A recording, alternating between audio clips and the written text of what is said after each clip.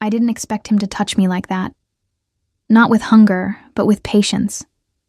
Like he was studying me, not undressing me. His fingers traced my spine as if learning it by memory, and every time I thought he was finished, he started over. Slower.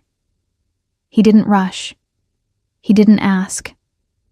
He simply looked at me like I was the answer to a question he'd been asking his whole life, and I couldn't look away. Somewhere between his silence and my surrender, I stopped remembering who I was before him, and started hoping I'd never have to again. If this made your heart race just a little tap-like. And if you want more stories where desire is slow, deep, and unforgettable, subscribe to the channel. This is just the beginning. I never meant to choose a man I didn't love, but some choices aren't really choices.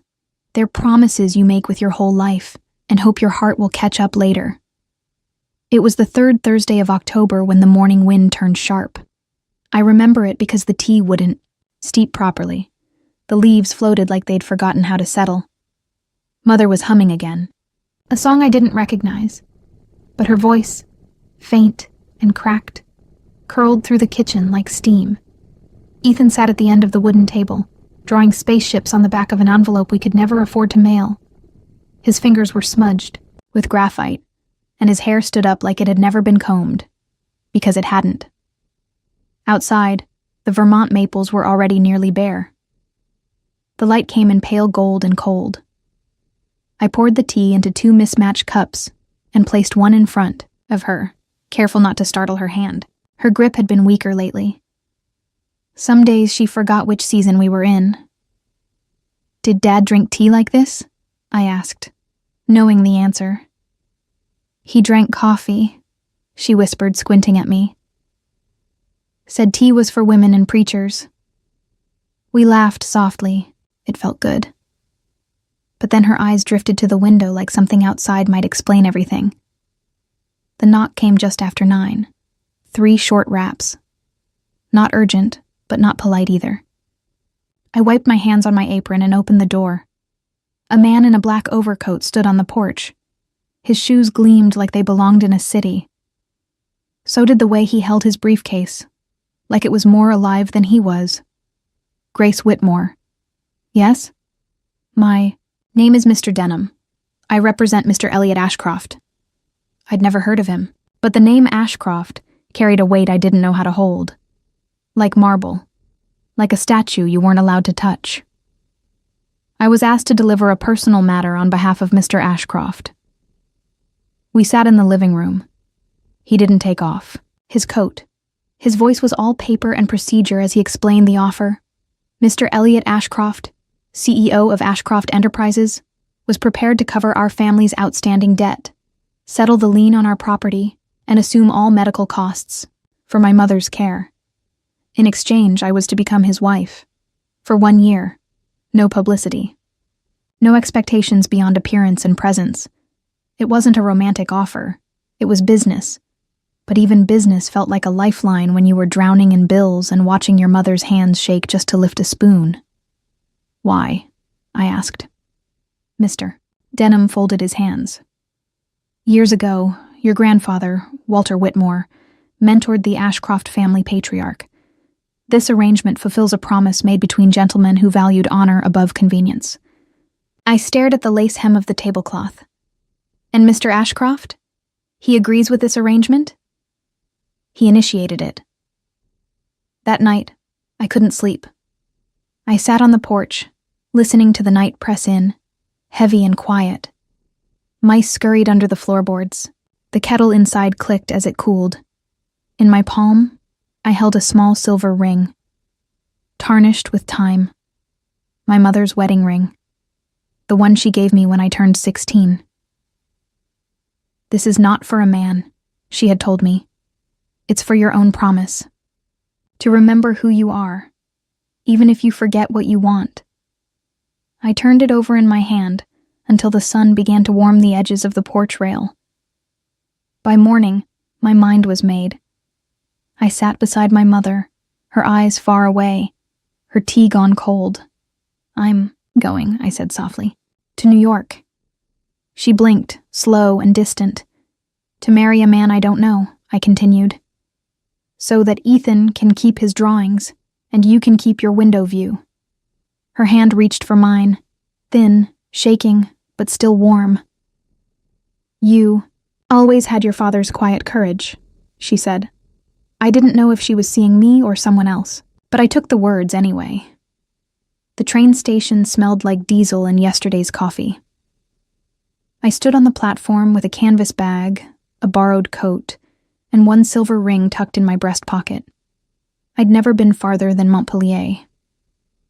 Never sat in first class.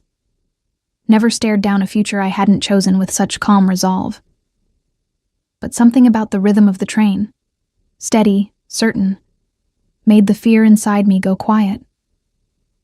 I looked out the window as Vermont slipped past, all yellows and reds and endings, and I told myself, you are not being sold.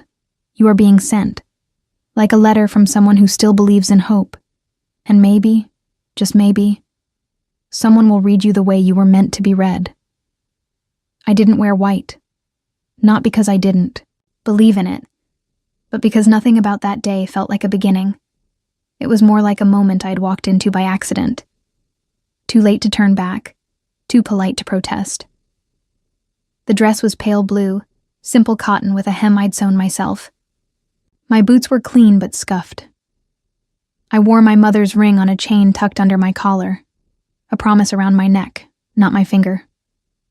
The ceremony took place in a marble room at the Ashcroft family estate in upstate New York, though it felt less like an estate and more like a courthouse designed by someone who'd forgotten what joy looked like. The ceilings were too high, the windows too clean, and the silence too loud. There were only 5 people present.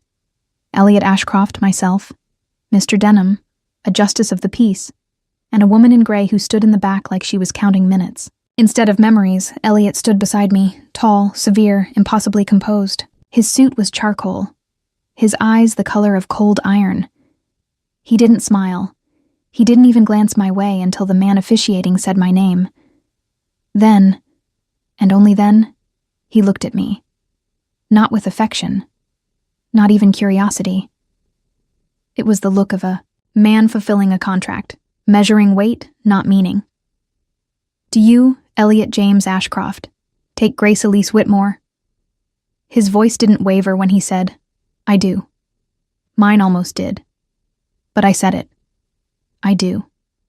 The moment passed like fog. Here, then gone. We signed the documents. I tucked my hands into the folds of my dress, and Elliot nodded once before walking away. Not rudely, just efficiently. The woman in gray approached me afterward. I'm Helen Ashcroft, she said, with a tone that could polish silver. Elliot's aunt. She offered her hand like it was a test I was bound to fail. I'm not sure what you've been told, she added, but the Ashcroft family doesn't usually marry out of obligation, especially not to strangers. I met her eyes. Then, I guess I'm the exception. She didn't smile, but something shifted. Maybe respect, maybe surprise. Either way, she said nothing else, and I was grateful for the silence. The driver took me to the city in a black car so silent it made my heart loud. Elliot wasn't with me. He'd stayed behind to attend to business matters. I sat in the back, fingers curling and uncurling in my lap. Outside, Manhattan grew from the ground like it had always belonged to someone else. I had never seen so much glass, so many reflections of people walking fast, looking past each other. The apartment they brought me to was on the 29th floor. White walls, tall windows, no pictures, no warmth. A place meant to be lived in, not felt. There was a note on the marble counter in Elliot's handwriting. You have the master bedroom. I'll be staying in the guest suite. If you need anything, Mr. Denham can arrange it. Not welcome, not make yourself at home, just terms, quiet terms. That night, I made chamomile tea in a kitchen with 10 drawers and only one spoon I could find. I sat alone by the window, watching the city blink like it was winking at someone more interesting than me. I thought of Ethan and the way his hand used to slip into mine when we crossed the street. I thought of Mother and how she used to hum when she brushed my hair. And I thought of Elliot, not as a husband, but as a man who wore silence like a second suit. The next morning, I woke up before the sun. The bed was too soft, the air too still. I wandered the apartment, barefoot, careful. In the living room, a bookshelf lined one wall, full of leather-bound volumes and unreadable spines. On the side table, a photo of Elliot with a man I assumed was his father. Same eyes, same jaw. But the man was smiling. Elliot was not. When I reached the kitchen, I found a small note taped to the fridge. Don't forget to eat. 3 words. 4 if you count the initial. But they landed. Not deep, not loud, but somewhere. I made toast. I drank tea. And I reminded myself, you are not a prisoner. You are a promise. And promises I believed had power, if not to change the past, then maybe to rewrite what came next. The first time I heard him laugh, it wasn't because of me. It was because of Ethan. 3 days into the marriage that wasn't, I mailed my first letter home. I didn't write about the silence, or the way the marble floors echoed my footsteps like I didn't belong. I didn't write about Elliot either, not because there was nothing to say, but because I didn't yet understand what there was. Instead, I told Ethan to send me a joke every week, just like we used to write them on the back of grocery receipts, for Mom. Silly, terrible jokes. 3 days after I mailed that letter, a reply came back. Ethan's crooked handwriting scrawled across the envelope. Inside, what do you call a dinosaur with an extensive vocabulary? A thesaurus. I smiled. I laughed a little. And for some reason, I left it on the kitchen counter. That night, Elliot came home late. I heard the click of the front door, the soft thud of his shoes, the creak of a drawer opening. I didn't go out to greet him. We hadn't spoken since the wedding, not beyond polite nods and notes stuck to the fridge. But in the morning, the note was gone, and in its place, I found a sticky tab on the counter. He's got potential. That was how it started. Not with candlelight, not with confessions, but with a child's joke passed like a message in a bottle. I'd begun to notice things. The way Elliot always adjusted the blinds at exactly 7:03 a.m., never earlier. The way he folded his newspapers down the middle twice before reading. The way he spoke to the staff. Not cruel, not kind, just distant. Like every word was a transaction. The apartment had 2 floors. He lived upstairs. I lived below. We weren't lovers. We weren't strangers. We were somewhere in between, and that was harder than either. One night, I climbed the stairs. Not out of rebellion, just curiosity. The guest suite I'd been given was pristine but unlived. I wondered if his world was any different. The upper floor was quiet, but not empty. Books, vinyl records, a photo of a dog, now gone. I didn't touch anything. I almost left, until I saw the letters. A bundle of them, tucked neatly into a leather folder beside his desk. The name on the top one stopped me. Walter Whitmore. My grandfather. I had never seen his handwriting before. He died when I was 5, but the letters were unmistakably his, strong cursive with flourishes at the tail of every Y, all addressed to Elliot's grandfather, then to Elliot himself. One lay open, dated just before my grandfather passed. If I ever fail to repay what your family gave mine, let it be my granddaughter who restores the balance. She has more sense than I ever did, and more heart than the whole of Wall Street. I set the letter down like it was glass. That's why Elliot married me. Not for pity, not for convenience, for a promise 2 old men made decades ago. A final ledger to balance. I should have felt used. Instead, I felt necessary, as though I were part of something much older than the both of us. I heard the door open. I turned. Elliot stood at the threshold, hair damp, shirt sleeves rolled. He didn't look surprised to see me there. I didn't mean to intrude, I said quickly. I was just... You were looking for answers. His voice wasn't sharp, not warm either, just matter of fact. I stepped back. I shouldn't have... He shook his head. I left them out. I blinked. Why? He hesitated, just long enough to mean something. Because you deserve to know that this arrangement wasn't about rescuing you. It was about honoring someone I respected more than most men I've ever met. My throat tightened. I nodded. He'd be honored, I think. He looked at me then. Really looked. Not through me. Not around me. You're a lot like him. I smiled, quietly. That's the best thing anyone said to me this year. He walked past me, opened the cabinet, and pulled out a small ceramic dish. Then he did something that surprised me more than anything so far. He offered it to me. Inside, 2 sugar cubes. For your tea, he said. It was the smallest kindness, but it cracked something open in me, something I didn't know I was, holding so tightly shut. That night, I couldn't sleep again. Not out of fear, just restlessness. I made my way to the kitchen and found the tea already steeping. A sticky note waited beside the mug. Try Earl Grey tonight. It's better for thinking.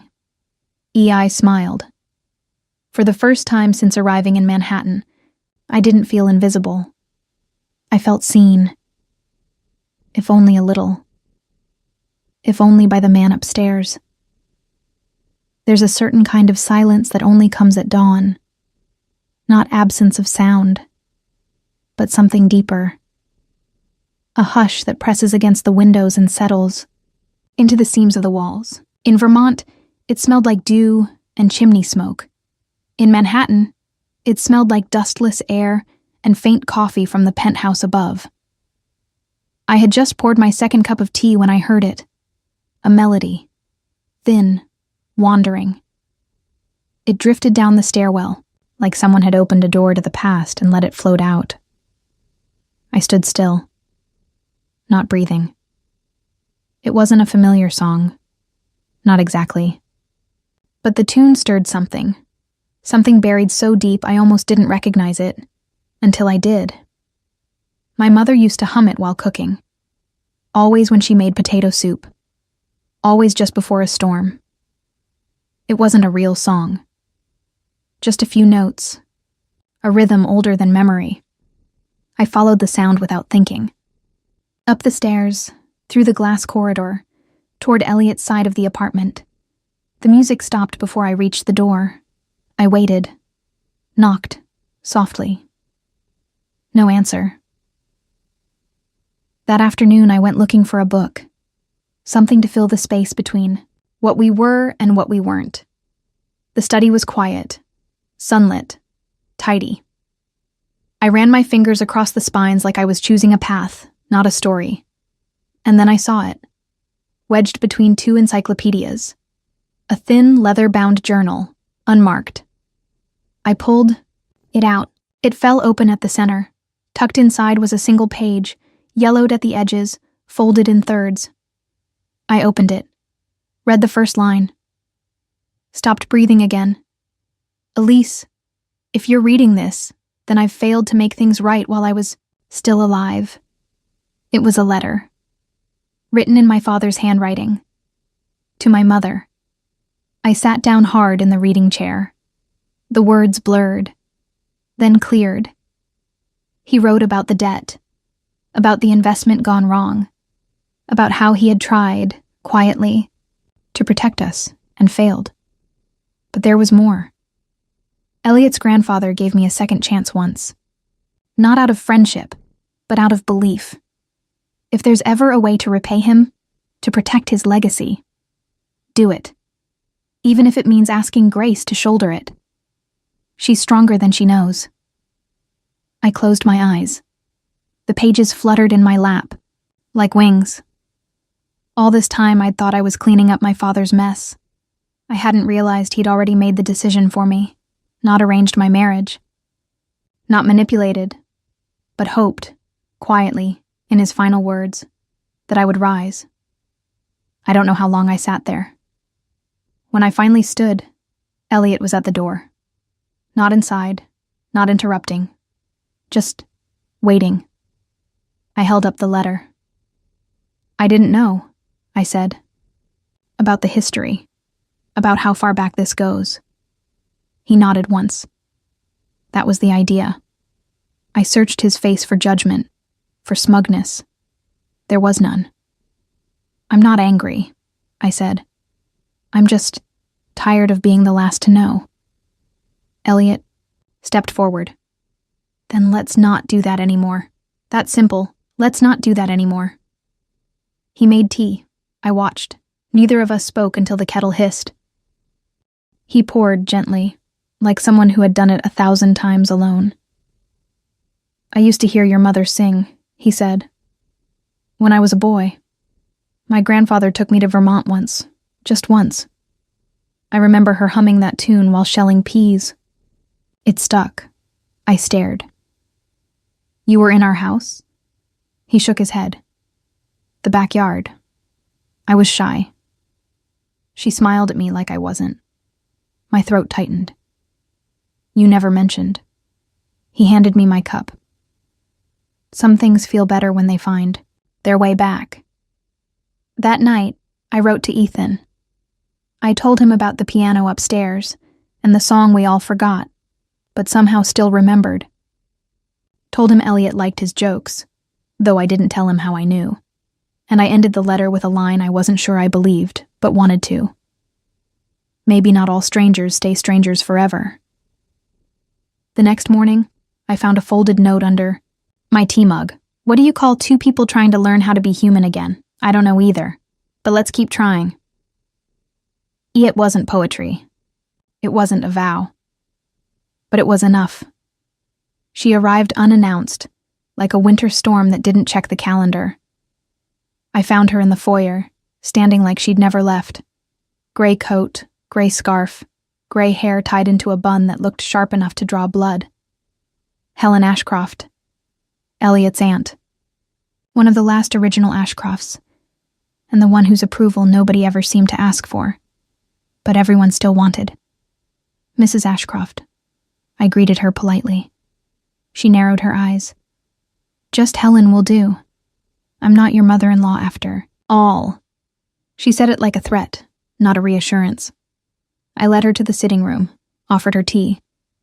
She declined, but sat anyway, perching on the edge of the leather sofa, as if afraid emotion might stain it. So, she said, voice clipped. How long do you intend to stay? I blinked. I'm sorry? Elliot is a grown man, but he's still a fool when it comes to sentiment. He doesn't need a caretaker. Or a wife in name only. I opened my mouth, then closed it. I had nothing clever to say. And honestly, she didn't deserve clever. I'm not here to fix him, I said simply. And I didn't ask for any of this. She tilted her head. Then why did you accept it? I took a deep breath. Because I wanted to protect my family. Because sometimes duty doesn't wait for your heart to catch up.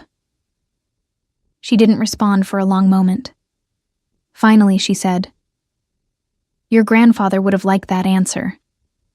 Shame I can't say the same for myself. She left without saying goodbye to Elliot. That night, I didn't mention her visit, but the seed of doubt had been planted. And Helen, of all people, knew exactly where to dig. A week later, while organizing the lower shelves in Elliot's office, I stumbled upon a document wedged beneath a drawer, a printed copy of an alternate will, unsigned, but recent. It stated that if Elliot divorced within 1 year of marriage, he would gain full control of the Ashcroft estate, free from family, trustees, including Helen. I read the clause 3 times. My pulse quickened. This marriage, this arrangement, wasn't just about family honor. It was also a key. And if that was true, then was I just a means to an end? Had every cup of tea, every note, every softened glance been strategy? I felt cold, then hot. The ring around my neck suddenly felt like a noose. I left the apartment before. Dusk. No coat. Just motion. I walked through the city like it could explain something. But the lights didn't blink any answers, and the wind didn't offer comfort. I ended up at a bookstore 3 blocks down. The owner gave me a cup of tea, and I sat in the corner and tried not to cry. But it wasn't sadness I felt. It was humiliation. The kind that burns deeper when you've started to care. When I returned home past midnight, the apartment was dark, but there was something new on the kitchen counter. A thick envelope. My name written in Elliot's hand. Inside, a bundle of letters, each one addressed to my mother, each one dated before our wedding. I read them one by one. Short, polite, awkward. Elise, I know Grace doesn't know me. She has every reason to say no. But if she does agree, I want to know what makes her laugh, what books she likes, how she takes her tea. Is there a song she hums without realizing it? I remember you used to sing by the back fence. I never forgot that melody. I'm not trying to buy her. I'm trying to be someone she can stand beside, not just out of duty, but eventually maybe something more. My breath caught. My hands shook. This wasn't manipulation. It was preparation. Not for control, but for care. I found him on the rooftop, leaning against the railing, suit jacket off, sleeves rolled, tie loosened. He didn't look up when I approached, just said, "Did you read them?" "Yes." A long pause. "I found the unsigned will," I added. He nodded. "Helen drafted it. I never filed it." I turned to him, the city sprawling behind us like a broken mosaic. "Why didn't you tell me?" "Because I didn't want to scare you, or give you another reason to think I was using you. I figured, if you stayed, I wanted it to be because you chose to, not because I needed you to." My eyes burned, not with tears, but with realization. You could have said something. He turned, looked at me, really looked. I'm not great at saying what matters, but I've been trying to show you. Then, for the first time, he stepped closer, not imposing, not demanding, just near. "If you want to go," he said quietly, "I won't stop you. But I hope you stay." I looked down, then up again. "I never wanted to be someone's obligation," I whispered. "You're not," he said. "You're the first thing that's felt like a choice." That night, I placed the bundle of letters beside my bed. I didn't wear the ring around my neck anymore. I slipped it onto my finger. Not because he'd earned it, but because I had. I found the invitation written on a yellow notepad, the corner of the page still curled from where he'd torn it off. Dinner. 7 p.m. No dress code. Just show up. Eite was taped to the fridge, next to a cartoon Ethan had mailed. A crudely drawn dinosaur wearing a monocle, saying, "I'm a thesaurus." Elliot had added a speech bubble that read, "Proper grammar is prehistoric." I stared at the note for a while. Not because I didn't understand it, but because it was the first time he'd asked. Not directed, not instructed. Just asked. No dress code. Just show up. I did. At 7:02 p.m., I walked up the stairs to the top floor of the penthouse. The lights were warm, dimmed just enough to soften the sharp edges of the modern dining room. The table wasn't set by a caterer or assistant. It was simple. 2 plates, cloth napkins, silverware with mismatched handles. No candles. Just a pot of pasta and a loaf of bread that looked slightly too brown at the top. He looked up when I entered, He was wearing a slate blue sweater and dark jeans. He looked human. "Hi," I said, unsure if I should sit or wait for permission. "You're late," he said flatly. I blinked. "By 2 minutes." He shrugged. "I needed something to tease you about." It took me a second to realize he was joking. I smiled. "Fair enough." I sat down. We didn't toast.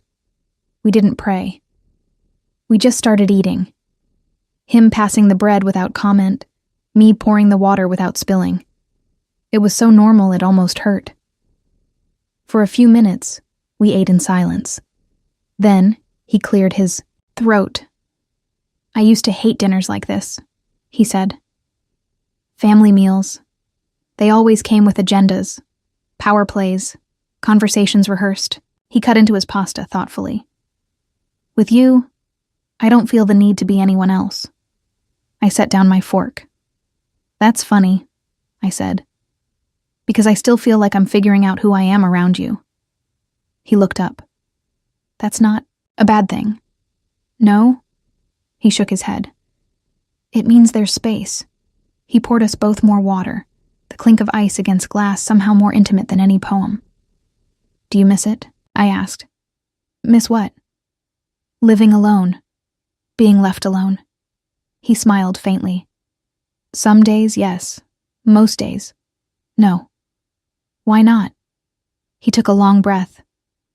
"Because now, when I come home and there's tea in the kitchen or a book on the armchair, or a joke about a dinosaur on the fridge, the silence doesn't feel like punishment. It feels like peace." There was a pause, soft and full. Then gently, he asked, "What do you miss?" It took me a moment to answer. "My mother humming in the kitchen," I said.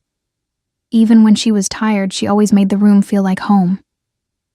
I miss that version of her, the one who remembered my name every day." He didn't interrupt, didn't reach across the table, just listened. "And I miss not second-guessing myself," I added. "Before all of this, before being someone's solution." Elliot nodded slowly. "You're not just a solution," he said.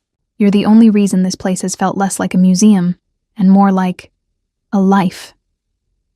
After dinner, we sat in the living room, the one I'd avoided for weeks. He brought out 2 mugs of tea without asking what kind I wanted. It was chamomile. He'd remembered. We didn't face each other directly. Just sat side by side on the long couch, our shoulders a polite inch apart. Outside, the city glowed, not like it was showing off, but like it was quietly exhaling. "Can I ask you something?" I said. "Of course." "If you hadn't made that promise to my grandfather, would you have still married me?" He looked straight ahead. "I don't know," he admitted, "but I know this. I'm glad I did." He turned to me. "And if you asked me now, I'd say yes. Without the contract. Without the condition. Just yes." The silence that followed wasn't awkward. It was sacred. We sat there, holding mugs, breathing in the same rhythm, letting the answer linger. Later that night, I passed his study on the way to bed. The light was still on. I peeked in. He was asleep in the armchair, a book open across his chest, glasses still perched on his nose. I tiptoed in, lifted the book, set it on the side table. I hesitated, then pulled the blanket from the back of the chair and laid it over him gently. He stirred, but didn't wake. As I turned to leave, I heard his voice. Soft, still wrapped in sleep. "Grace." I paused. "Yes?" "Don't go far." I didn't. Not that night. Not again. I didn't ask to be part of the meeting. But when Elliot placed a neatly printed agenda beside my teacup at breakfast, I understood that this time, I was meant to be there. "You don't need to speak," he said, without looking up. "But you should see it." It was the final negotiation between Ashcroft Holdings and the Voss Group. A real estate merger wrapped in velvet and steel. Profitable, clean, necessary, and dangerous. Because the Voss Group wasn't just a company. It was Catherine Voss, his ex-fiancée. The woman who, in another life, might have been wearing the ring I kept on my finger now. The conference room was cold. The kind of cold that came from money and thick glass. Catherine sat across the table, legs crossed, hair perfect, smile practiced. She barely glanced at me, not with malice, with dismissal, as if I were a placeholder, a side note. "Shall we begin?" she said, looking at Elliot like they'd never stopped speaking. He nodded. "Let's." I listened as they spoke numbers and terms and expectations, watched Elliot's jaw tighten with every curveball Catherine threw in velvet gloves. She smiled too often, laughed too precisely. She wanted him off balance, and it was working. Until she said this. Of course, assuming the Ashcroft name retains its full value. Some investors are cautious, given recent unconventional personal choices. She said it while sipping from her espresso, like a compliment laced with cyanide. Felt the room shift. The attorneys adjusted their papers. The air thinned. Elliot didn't look at me. Not immediately. But I looked at her. I looked straight at her, across the polished mahogany and 12 years of reputation. And I spoke. I wasn't aware personal loyalty was considered a liability, I said, voice even. Unless, of course, it's the kind of loyalty that holds up under pressure. That's the kind we're offering. The room fell quiet. Catherine blinked. The smile slipped just slightly. I wasn't done. Elliot Ashcroft may be many things, I continued, but he doesn't play fast and loose with promises. Not to investors, not to employees, and not to me. That may not be the standard these days, but it's a standard some of us still recognize. Catherine folded her hands, her nails tapping once against the table. "And you are?" she asked, voice like silk that had been through one too many winters. I met her gaze, held it. "I'm Grace Ashcroft," I said simply. "And that name isn't going anywhere." I don't remember if Elliot smiled in that moment. I only remember the stillness, the way everyone paused, like something had clicked into place, like someone had stopped being invisible. The meeting continued, differently. She didn't call him Elliot again. She called him Mr. Ashcroft. She didn't call me anything, but that was all right. She didn't need to. That evening, Elliot poured wine, not champagne, not a celebration, just acknowledgement. "You didn't have to speak," he said, leaning against the kitchen counter. "I know. You didn't speak for me. No. You spoke for yourself." I turned toward him. "I think I was speaking for both of us." He nodded slowly. "It mattered, I know." A pause. "Thank you," he said. It wasn't performative. It wasn't romantic. But it landed deeper than both. Later, I found a note tucked into my book. "The name fits you. I just hope I can earn it back every day." That night we didn't talk about Catherine, or mergers, or anything sharp. We talked about music, about the way I hated elevators and he hated cucumbers. He told me he'd once tried to build a birdhouse as a boy and ended up nailing it to the wrong side of the tree. "I was trying to give it a better view," he said, grinning crookedly. I laughed, real and full, for the first time in weeks. We were still two people with pasts and scars and silences. But that night, we sat side by side on the sofa, not waiting for anything to happen, just glad that it already had. The contract expired on a Sunday. There were no countdowns, no legal emails, no celebratory toast, just the morning sun pressing gently against the curtains and the sound of a kettle heating water like it had every day for the past 6 months. I sat at the kitchen table, the one downstairs, the one I'd grown used to. Barefoot, hair uncombed, wrapped in Elliot's old sweater that somehow still smelled like cedar and rain. The tea was already steeping when I heard his footsteps. Soft, measured, no longer hesitant. He stopped at the edge of the kitchen, said nothing for a long moment. Then, "Do you know what today is?" I looked at him. His hair was still damp from the shower, his sleeves pushed up. That same quiet, sharp look in his eyes. But softer now. Not distant. I nodded. "The day everything technically ends." He stepped closer. "But it doesn't have to." I didn't answer. Not yet. We drank our tea in silence, watching the city stretch its limbs through the tall windows. I thought about the girl who'd stepped off the train from Vermont with a single bag and a silver ring in her pocket. She didn't know she was allowed to ask for anything. She thought survival was enough. Now, I wanted more. But not riches. Not power. Just presence. I looked over at Elliot. He was staring into his cup like he could read something in the leaves. "I don't want to leave," I said. He looked up. "I didn't think you would," he said. There was no smile. No dramatic sigh of relief. Just understanding. And something heavier than gratitude. Something like peace. Later that afternoon, we walked to the farmer's market 4 blocks from the apartment, a place I'd passed a dozen times and never dared to enter. He carried the basket. I chose the pears. No one stopped us. No one stared. For, the first time in months, I didn't feel like a guest in my own life. At one stall, an old man handed me a bouquet of peonies, said they reminded him of his wife. "They only bloom once a year," he told me. "But they're worth the wait." I smiled. Elliot paid without speaking.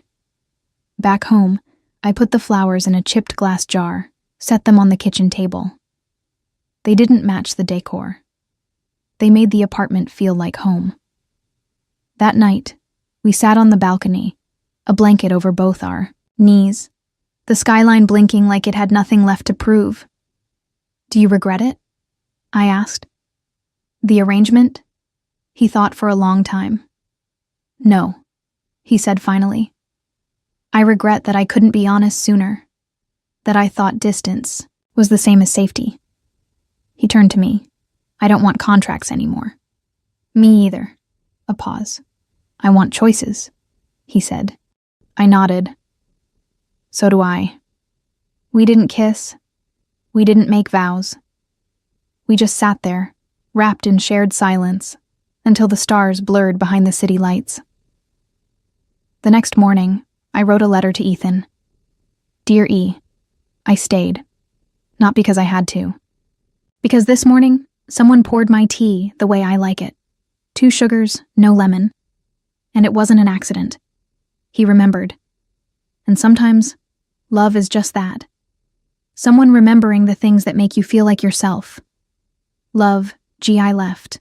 The letter beside the dinosaur sketch he'd mailed 2 weeks ago. I added a speech bubble. Even prehistoric hearts know when to stay. In the kitchen, Elliot held out a small velvet box. I shook my head. "We don't need rings." He smiled. "It's not a ring." I opened it. Inside was my mother's silver band, restored, polished, and set on a chain. "It belongs to you," he said. But I wanted to make sure it stayed close. I slipped it around my neck. It already does. As the kettle began to whistle again, Elliot stepped closer. "I don't know where this goes," he said. "But I'd like to find out. With you." I reached for his hand. "Then let's go slow. Let's build it." He nodded. "Brick by brick?" "No," I said, smiling. "Tea by tea." Outside, the city moved fast. But inside, time slowed. And in that quiet morning light, I knew. This wasn't the end of the contract. This was the beginning of the choice. If this story moved you, even just a little, don't forget to give it a like. And if you'd like to hear more stories like this one, filled with quiet strength and lasting love, make sure to subscribe to the channel. Your support helps keep these moments alive.